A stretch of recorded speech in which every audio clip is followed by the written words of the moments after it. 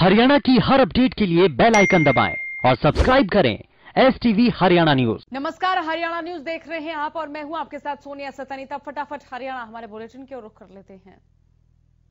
मुख्यमंत्री मनोहर लाल ने अतिरिक्त मुख्य सचिव धीरा खंडेलवाल के 2 काव्य संग्रह मेघ मेखला और रेशमी रस्सियों का विमोचन किया।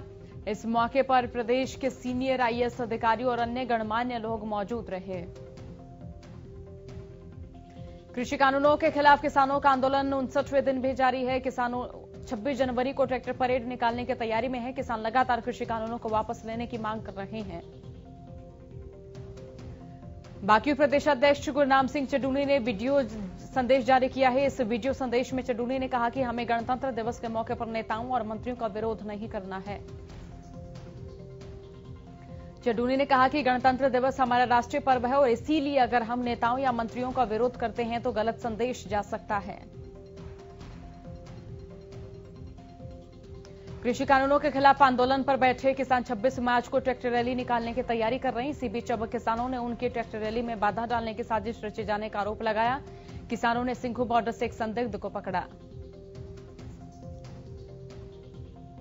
उस संदिग्ध ने कथित तौर पर सोनीपत के राई थाने के एक पुलिस अधिकारी का नाम लिया। संदिग्ध का कहना है कि इस अधिकारी ने 26 जनवरी को कुछ गलत होने पर मंच पर बैठने वाले 4 किसान नेताओं को गोली मारने की साजिश रची है। अधिकारी ने उन 4 नेताओं की तस्वीर भी साझा कर रखी है। अगर प्रदर्शनकारी परेड के साथ निकलते हैं तो हमें उन पर फायर करने के लिए कहा गया था। संदिग्ध ने कहा कि प्रदर्शनकारी किसान हथियार लेकर जा रहे हैं या नहीं, ये पता लगाने के लिए 2 टीमें लगाई गई हैं। वहीं इस पूरे मामले को लेकर दिल्ली पुलिस की ओर से कहा गया कि इस संबंध में उन्हें कोई जानकारी नहीं मिली। दूसरी ओर मौके पर पहुंची हरियाणा पुलिस की एक टीम संदिग्ध को लेकर सिंघू बॉर्डर से निकल रही थी कि किसानों ने उनकी गाड़ी रोक ली। संदिग्ध को पुलिस के वाहन से उतार लिया गया। किसान नेताओं और पुलिस की टीम के बीच एक कमरे में संदिग्ध की मौजूदगी में बातचीत हुई। इसके बाद पुलिस संदिग्ध को लेकर सोनीपत के कुंडली थाने ले गई। बताया जा रहा है कि सिंघू बॉर्डर से पकड़े गए युवक को क्राइम ब्रांच के दफ्तर ले जाएगा, जहां उससे पूछताछ की जा रही है। आरोपी योगेश सोनीपत के न्यू जीवन नगर का निवासी बताया जा रहा है। पुलिस के अनुसार उसका पहले कोई आपराधिक रिकॉर्ड नहीं रहा।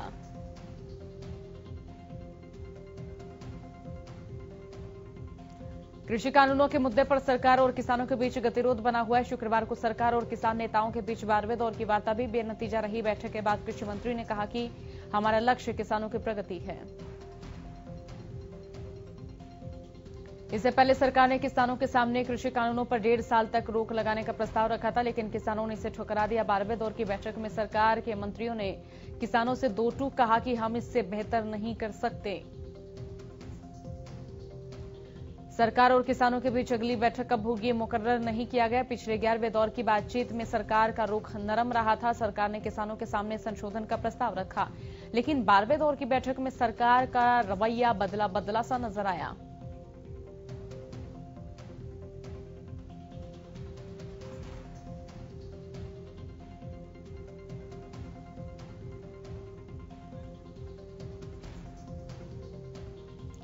किसानों के साथ बातचीत में सरकार ने सख्त रुख दिखाया। कृषि मंत्री नरेंद्र तोमर ने कहा कि कृषि कानूनों पर 1.5 साल तक रोक लगाने के लिए तैयार हैं और हम इससे बेहतर प्रस्ताव नहीं दे सकते। नरेंद्र तोमर ने कहा कि अगर किसान बातचीत करने को तैयार हैं तो ये कल भी हो सकती है।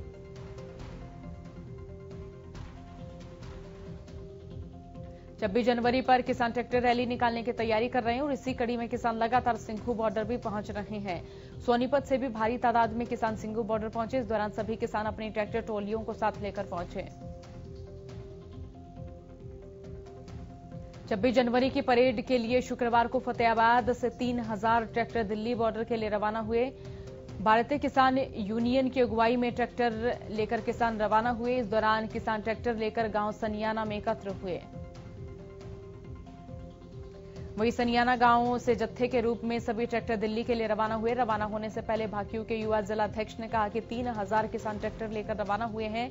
आंदोलन में महिला बच्चे भी बड़ी संख्या में रवाना हुए हैं।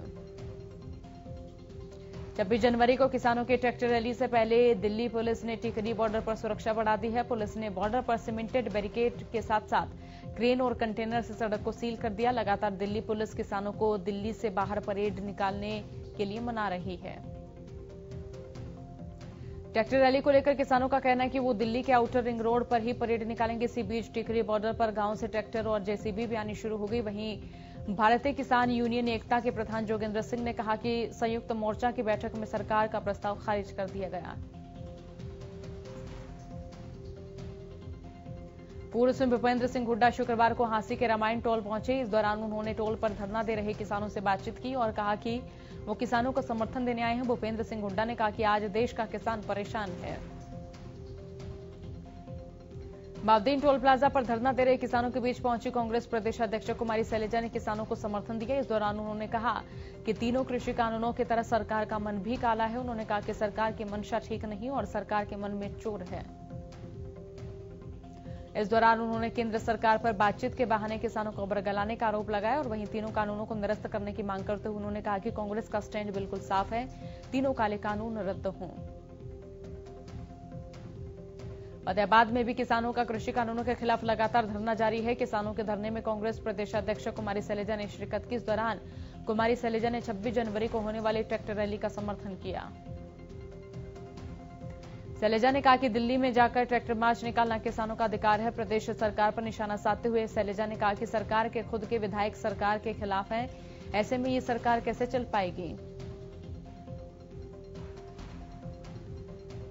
तो शाम से कांग्रेस विधायक किरण चौधरी ने गांव थिलोड़ और खरकड़ी माखवान में कृषि कानूनों के खिलाफ चल रहे धरने का समर्थन किया। इस दौरान उन्होंने सरकार पर हमला बोला और कहा कि केंद्र सरकार को बहुत ज्यादा घमंड हो गया। मंत्रियों के घमंड सिर चढ़कर बोल रहे हैं, उन्हें ये नहीं पता कि धरातल पर क्या हो रहा है।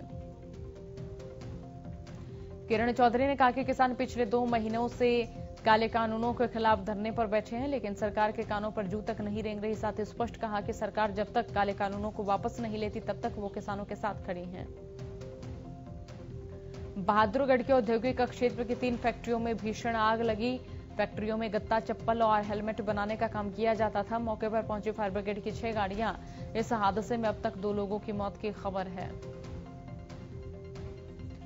देश में गणतंत्र दिवस की तैयारियां जोरों पर है। इसी कड़ी में राजधानी दिल्ली में परेड की फुल ड्रेस रिहर्सल की गई। इस दौरान सुरक्षा के कारणों के चलते कई रूट डाइवर्ट किए गए। दिल्ली पुलिस ने एडवाइजरी जारी कर जानकारी साझा की।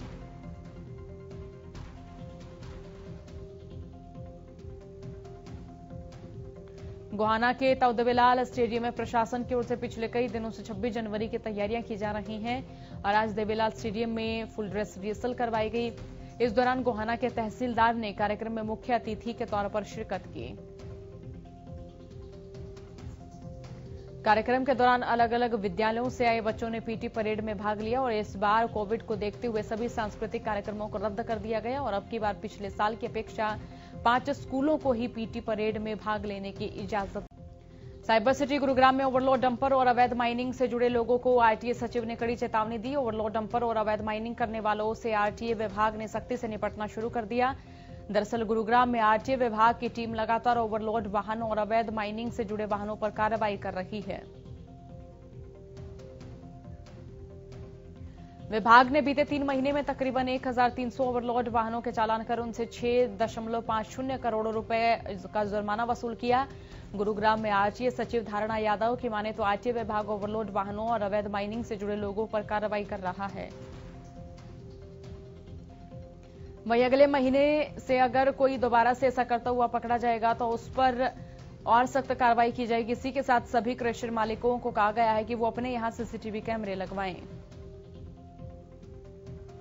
वैक्सीन का टीकाकरण अभियान ठीक तरीके से चल रहा है या नहीं, इसके लिए बड़े अधिकारी खुद वैक्सीन सेंटर जाकर निरीक्षण कर रहे हैं और इसी कड़ी में सीएस राजीव अरोड़ा करनाल पहुंचे और उन्होंने नागरिक अस्पताल पहुंचकर स्थिति का जायजा लिया। इस मौके पर उन्होंने बताया कि सभी सेंटर पर वैक्सीन का टीका लगाया जा रहा है। करनाल के सभी सेंटर पर टीकाकरण अभियान ठीक तरीके से चल रहा है। उन्होंने आम लोगों से भी कहा कि कोई घबराने की बात नहीं, अभी हेल्थ केयर वर्कर्स को टीका लगाया जा रहा है। प्रथम चरण में सभी हेल्थ केयर को टीका लगेगा। कोरोना वैक्सीन की शुरुआत 16 जनवरी को हुई थी, जिसके बाद 445 स्वास्थ्य कर्मचारियों को कोरोना वैक्सीन लगाई गई थी। वहीं लगातार पिछले 5 दिनों में कोरोना वैक्सीन सभी कर्मचारियों को लगाई जा रही है और अब तक जिले में 12 केंद्र बनाए गए हैं जहां पर कोरोना वैक्सीन लगाई जा रही है। पूरे मामले की जानकारी देते हुए civil surgeon doctor Vijay Dahiya ने बताया कि जिले में अब तक 2426 लाभार्थियों को कोरोना वैक्सीन लग चुकी है। पहले चरण में लगभग 7,000 फ्रंटलाइन वर्कर हैं जिनको कोरोना वैक्सीन लगाई जानी है। इसके अलावा 25 जनवरी को कोविड वैक्सीनेशन डे के रूप में मनाया जाएगा और उस दिन सबसे ज्यादा वैक्सीनेशन लगाने का काम किया जाएगा। हरियाणा सरकार ने 22 आरटीए पदों और 12 रोडवेज के जनरल मैनेजर्स के पदों को समाप्त किया। ये जानकारी मुख्य सचिव के आदेश के बाद जारी की गई। आज से पुलिस अधीक्षक के नेतृत्व में 32वां सड़क सुरक्षा अभियान चलाया गया। इस दौरान डॉक्टर वीरेंद्र कादियान मलिक और सिविल अस्पताल के डॉक्टर संदीप बुरा ने ट्रैफिक पुलिस कर्मचारियों और आम जनता को हेल्थ चेकअप के बारे में जानकारी दी और साथ ही सभी यातायात पुलिस कर्मचारियों का हेल्थ चेकअप भी किया गया और वहीं आम लोगों को फर्स्ट एड के बारे में जानकारी दी गई। डीएसपी भगत राम ने बताया कि सड़क सुरक्षा अभियान के चलते जाट धर्मशाला स्थित ट्रैफिक पुलिस चौकी में चिकित्सकों की टीम की ओर से फर्स्ट एड के बारे में जागरूक किया गया। डीएसपी भगत राम ने बताया कि हम कैसे किसी दुर्घटना के दौरान दूसरे के जीवन को बचा सकते हैं। इस अभियान में उसकी जानकारी दी गई। कृत्रिम सांस कैसे दिलाई जा सकती है, इसके बारे में पूर्ण रूप से जानकारी दी गई।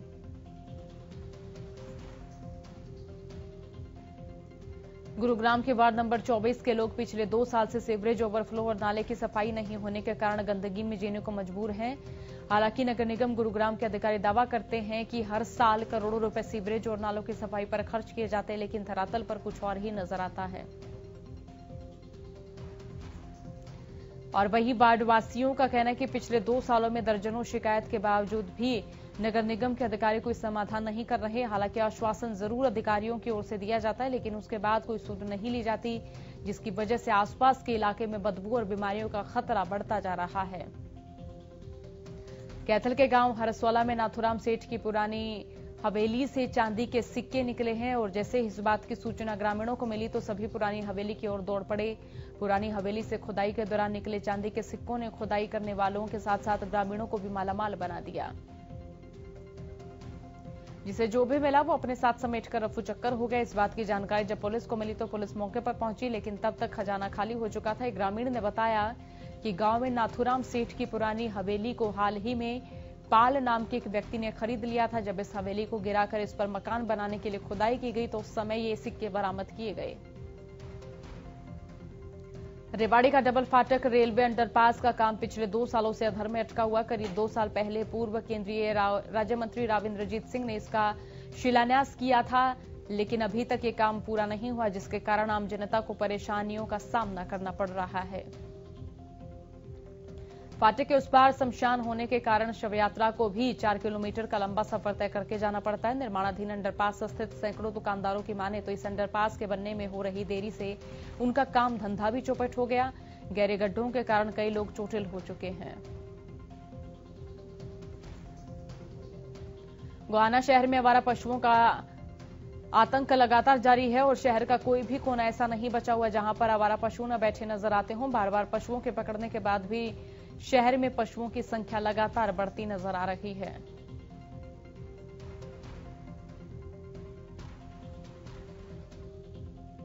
प्रदेश में कोरोना के आंकड़ों में लगातार गिरावट दर्ज की जा रही। बीते 24 घंटे में 120 नए मरीजों की पुष्टि हुई। गुरुग्राम से 24, फरीदाबाद से 25 नए कोरोना केसेस सामने आए। पंचकुला और अंबाला से 15 नए कोरोना केसेस सामने आए। प्रदेश में 24 घंटे में 5 लोगों की मौत हो चुकी। इसी के साथ अब तक 3000 से ज्यादा मरीजों की कोरोना के कारण मौत हो चुकी। हरियाणा में अब तक कुल 2,66,939 के सामने आ चुके। वहीं एक दिन में 209 मरीजों ने कोरोना को मात दी है।